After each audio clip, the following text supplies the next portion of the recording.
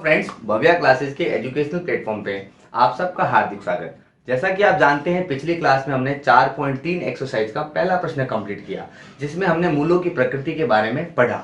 आज हम हमारे अगले प्रश्नों के लिए आपके सामने उपस्थित हुए। देखते हैं आज हम कौन से प्रश्न कर रहे हैं। प्रश्न संख्या 2 और 3। तो बढ़ते हैं प्रश्न 2 की तरफ। क्या कहता है प्रश्न 2 कि निम्न प्रत्येक द्विघात समीकरण में, क्या बोला इसने, निम्न प्रत्येक द्विघात समीकरण में आप k का एक ऐसा मान ज्ञात करो कि उसके दोनों मूल क्या हो, बराबर। तो देखें, यहाँ a बराबर आपको दिया 2, b बराबर दिया k और c का मान दे रखा है आपको 3। चूंकि प्रश्न में पहले ही दे रखा है कि मूल कैसे हैं, बराबर, और मूल बराबर हैं, इसलिए शर्त क्या होगी, बी स्क्वायर माइनस 4ac बराबर क्या आना चाहिए, 0। तो b की वैल्यू है k, तो यहां कर देंगे k का स्क्वायर माइनस 4 और a की वैल्यू है 2 इंटू c की वैल्यू है 3 बराबर में 0। तो यहां हुआ k स्क्वायर, 4 को 2 से गुणा कर दीजिए, 4 दूनी 8, 8 को 3 से गुणा कर दीजिए, 8 या 24 बराबर में 0। अब माइनस का चॉइस उधर जाएगा, पक्षांतरण हो जाएगा यहाँ पे। तो हम यहाँ पे क्या कर रहे हैं, पक्षांतरण करने पर तो देखें क्या होगा, k स्क्वायर बराबर माइनस का चॉइस उधर गया तो प्लस का, जब k के ऊपर से स्क्वायर हटाएंगे तो वहां क्या लगेगा, 24। अब सबसे बड़ी बात कि इसको हम कैसे लिखें, तो इसको ऐसे लिखा जा सकता है, चॉइस क्या, भाज्य गुणनखंड कर दीजिए, 2 इंटू 2 इंटू 2। देखें, 2 दूनी 4, 4 दूनी 8 और 8 का पहाड़ा 3 बार बोलते हैं तो क्या आ जाता है, 24। यहाँ पे देखें, 1 2 का जोड़ा बना, तो जो जोड़ा बना उसको बाहर ले लें, जो जोड़ा नहीं बना उसका गुणा कर दें। तो दो मूल आपके सामने आ चुके हैं, k के मान, जो दोनों ही क्या होंगे, 2 रूट 6। ये हमारे इसका आंसर बनेगा, k का मान। तो बढ़ते हैं अगले प्रश्न में। क्या कह रहा है अगला प्रश्न, यहाँ पे दे रखा है kx ब्रैकेट में x माइनस 2 प्लस 6 बराबर 0। यहाँ एक्स स्क्वायर आपको कहीं दिख नहीं रहा है, लेकिन ध्यान से सुने, इसको सॉल्व करना पड़ेगा। जब मैं kx का गुणा x से करूंगा तो क्या हो जाएगा, kx स्क्वायर।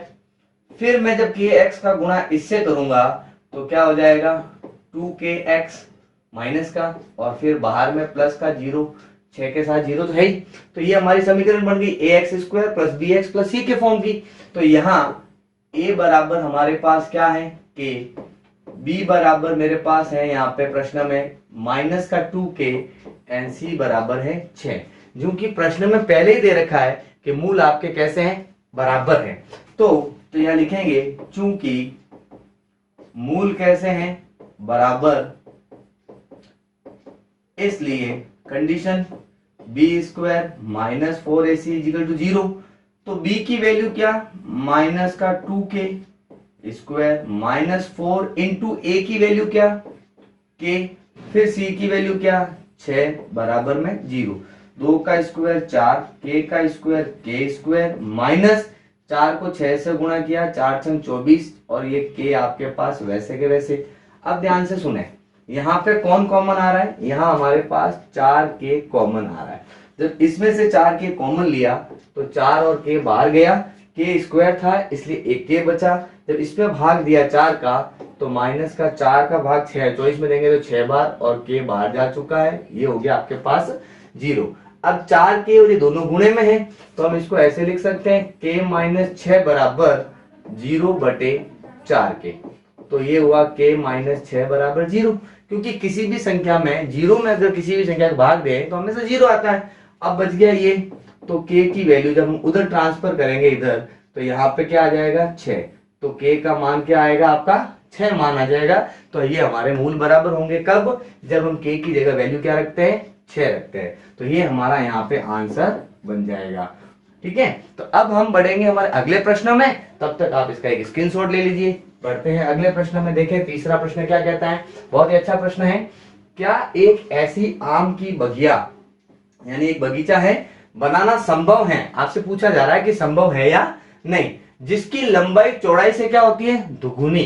तो ध्यान से सुने, 2 मिनट के लिए मान लेते हैं ये एक आपकी क्या है, बगीचा है। इसमें इसने क्या बोला, लंबाई चौड़ाई से दुगुनी है। अब ये चौड़ाई है मैं मान लेता हूं चौड़ाई x है, तो ये लंबाई क्या हो गई, चौड़ाई से दुगुनी, यानी x का डबल कितना 2x।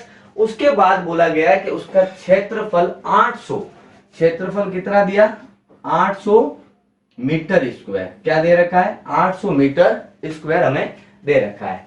अगर ये कह रहा है अगर ऐसा संभव है तो आपको उसकी लंबाई और चौड़ाई आपको क्या करनी है, ज्ञात करके बतानी है। तो ध्यान से सुने, हम इसको ऐसे करते हैं, माना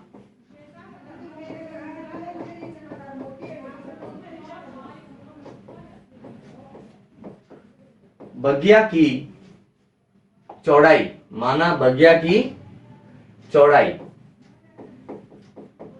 बराबर क्या x मीटर, इसलिए लंबाई क्या हो जाएगी 2x मीटर। चूंकि आयताकार बगिया का